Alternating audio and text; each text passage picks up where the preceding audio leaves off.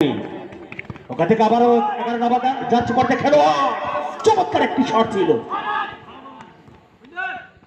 আসলে সুন্দর খেলা চলছে, চমৎকার খেলা চলছে।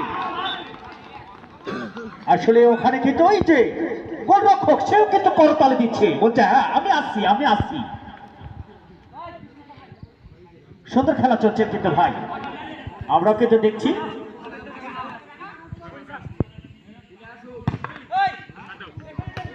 ওখান থেকে কিন্তু বল 1 ড্র হবে, 2 ড্র হবে, বল মাঠের বাইরে।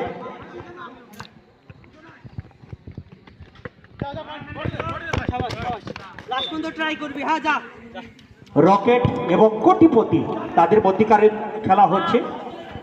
পেস্টে কালারে জার্সি পরিতে খেলোয়াড় তারা কিন্তু কোটিপতি, এবং সাদা একটু পেস্ট কালার তারা কিন্তু রকেট।